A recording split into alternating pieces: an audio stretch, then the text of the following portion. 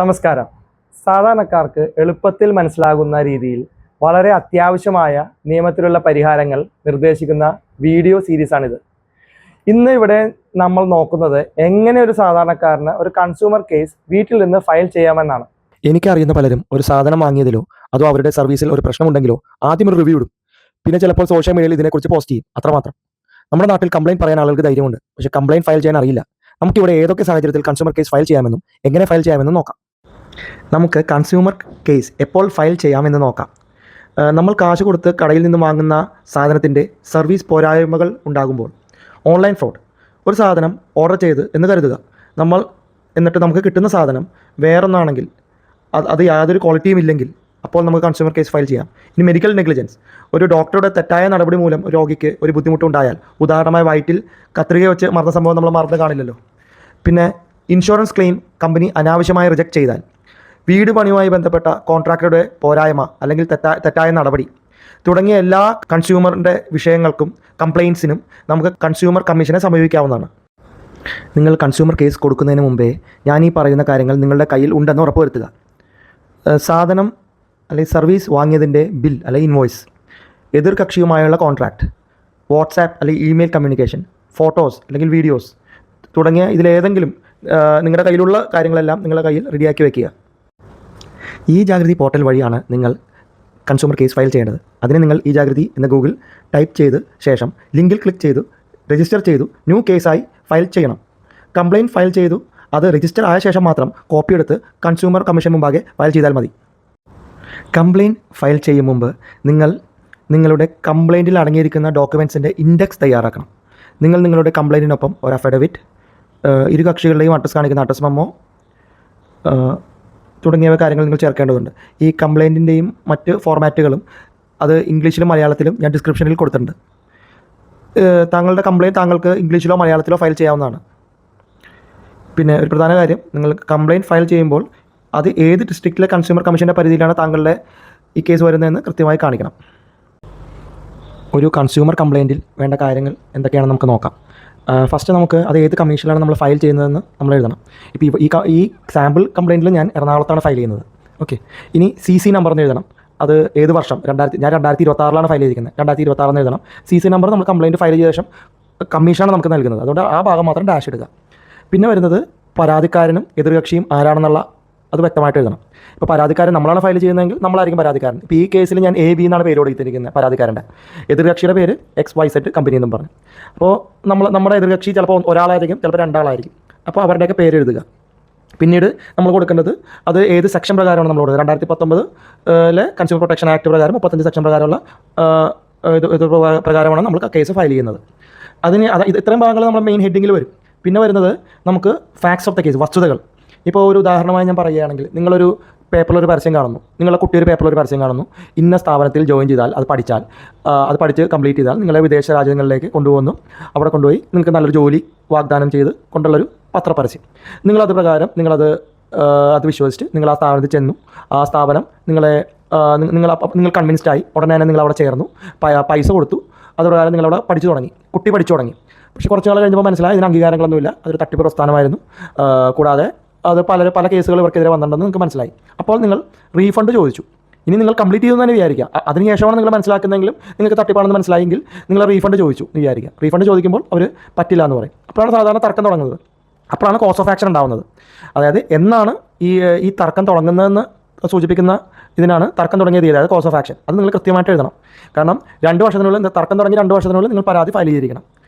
പിന്നെ നിങ്ങൾ വസ്തുതകൾ എഴുതുമ്പോൾ എല്ലാം വ്യക്തമായിട്ട് തന്നെ എഴുതണം. എന്നാണ് പത്രപരസ്യം കണ്ടത്, നിങ്ങൾ എന്നാണ് ജോയിൻ ചെയ്ത സമയത്ത് നിങ്ങൾ കൊടുത്ത പേയ്മെൻറ്റുകൾ, അത് മിക്കവാറും ഗൂഗിൾ പേയോ അങ്ങനെ വല്ലതൊക്കെ ആയിരിക്കും. അപ്പോൾ അതിൻ്റെ കാര്യങ്ങളൊക്കെ നിങ്ങളുടെ കയ്യിൽ വേണം. പിന്നെ എന്തെങ്കിലും കോൺട്രാക്റ്റുകളോ മറ്റെന്തെങ്കിലും നിങ്ങൾ ഒപ്പിട്ട് കൊടുത്തെങ്കിലോ അതെല്ലാം നിങ്ങളുടെ കയ്യിൽ തന്നെ വേണം. കംപ്ലീറ്റ് വസ്തുതകൾ നിങ്ങൾ എഴുതണം. ഞാനിപ്പോൾ ഇവിടെ കൊടുത്തിരിക്കുന്ന ഒരു സാമ്പിളാണ്. കംപ്ലീറ്റ് കാര്യങ്ങൾ നിങ്ങൾ അതിൽ എഴുതണം. ഓക്കെ, അപ്പോൾ ഞാൻ അതിനുശേഷം കോസ് ഓഫ് ആക്ഷൻ പറഞ്ഞു, അതായത് തർക്കം തുടങ്ങിയ തീയതി. അതിനുശേഷം നിങ്ങൾ ജൂറിസ്ഡിക്ഷൻ, ഇപ്പോൾ അതായത് അധികാരപരിധി, അത് നിങ്ങൾ പ്രത്യേകം എഴുതണം. കാരണം ഇപ്പോൾ നിങ്ങൾ സ്ഥാപനത്തിൽ ജോയിൻ ചെയ്തെന്ന് പറഞ്ഞല്ലോ ഞാൻ, അത് നിങ്ങൾ ഇപ്പോൾ കോട്ടയത്താണ് നിങ്ങൾ സ്ഥാപനത്തിൽ ജോയിൻ ചെയ്തതെങ്കിൽ, പക്ഷേ നിങ്ങൾ താമസിക്കുന്നത് എറണാകുളത്താണെന്ന് വിചാരിക്കുക. അങ്ങനെയെങ്കിൽ നിങ്ങൾക്ക് കോട്ടയത്തെ കൺസ്യൂമർ കമ്മീഷനിലും ഫയൽ ചെയ്യാൻ പരാതി, അതല്ല നിങ്ങൾക്ക് എറണാകുളത്തെ കൺസ്യൂമർ കമ്മീഷനിൽ നിങ്ങൾക്ക് പരാതി ഫയൽ ചെയ്യാം. സാധാരണഗതിയിൽ നമ്മൾ താമസിക്കുന്ന സ്ഥലത്ത് തന്നെ ഫയൽ ചെയ്യുകയാണെങ്കിൽ അതല്ല എളുപ്പം. ഓക്കെ, അത് നിങ്ങളുടെ ഇഷ്ടമാണ്.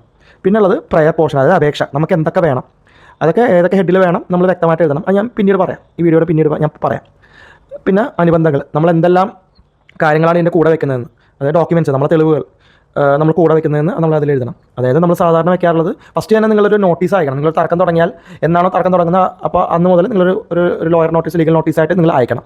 അതുപ്രകാരം നിങ്ങൾ ഇത്ര ദിവസത്തിനകം എൻ്റെ റീഫണ്ട് തന്നെ തന്നില്ലെങ്കിൽ ഞാൻ കൺസ്യൂമർ കോടതിയിൽ കേസ് കൊടുക്കുന്ന രീതിയിലായിരിക്കും നമ്മൾ ഒരു നോട്ടീസ് അയക്കുന്നത്. ആ നോട്ടീസിൻ്റെ പകർപ്പ് ഇത് ഈ കംപ്ലയിൻറ്റിൻ്റെ കൂടെ വെക്കണം.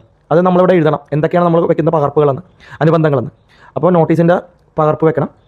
പിന്നെ പേയ്മെൻറ്റ് രസീതുകൾ, അതായത് ഗൂഗിൾ പേ ആണെങ്കിൽ ഗൂഗിൾ പേ, അല്ലെങ്കിൽ മറ്റെന്തെങ്കിലും രീതിയിലാണ് പേയ്മെൻറ്റ് അടിച്ചെങ്കിൽ അതിൻ്റെ രേഖ. പിന്നെ പത്രപരസ്യം കണ്ടെന്നല്ല പറഞ്ഞത്, അപ്പോൾ അതിൻ്റെ ആ പേപ്പറിൻ്റെ ക്ലിപ്പിങ്ങും കാര്യങ്ങളെല്ലാം വെക്കണം. പിന്നെ എന്തെങ്കിലും അഗ്രിമെൻറ്റോ മറ്റെന്തെങ്കിലും നിങ്ങൾ അതിൻ്റെ കോപ്പി ഉണ്ടെങ്കിൽ അത് കൂടെ വെക്കണം. പിന്നെ മറ്റെന്തെങ്കിലും രേഖകളുണ്ടെങ്കിൽ അത് നിങ്ങൾക്ക് കൂടെ വെക്കാം. അപ്പോൾ ഇത്രയും അനുബന്ധങ്ങൾ നിങ്ങൾ കൂടെ വെക്കണം. പിന്നെ ഉള്ളത് വെരിഫിക്കേഷനാണ്.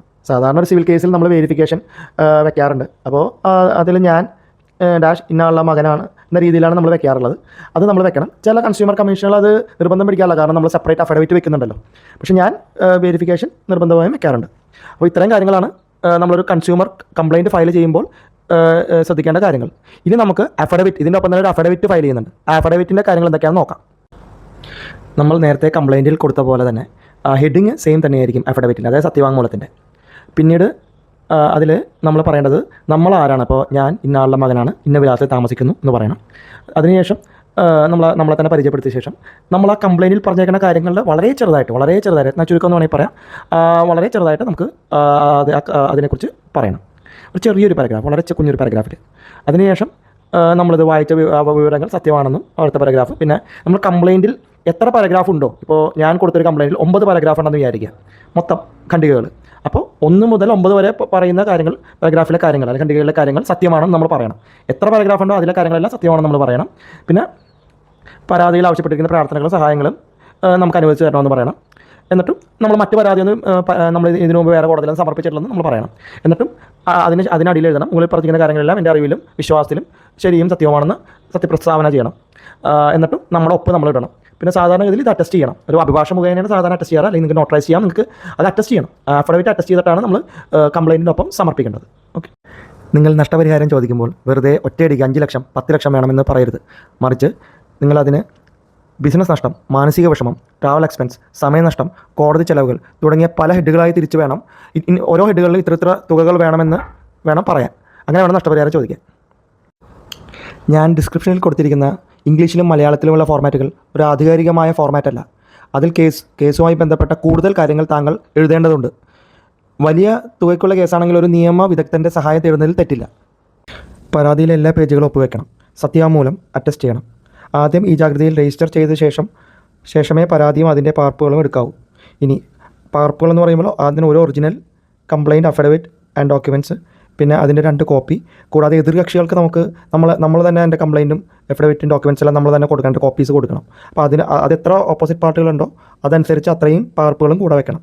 അപ്പോൾ ഒരു ഒറിജിനൽ കംപ്ലയിൻറ്റ്, അഫിഡവിറ്റ്, ഡോക്യുമെൻറ്റ്, പിന്നെ അതിൻ്റെ 2 കോപ്പീസ്.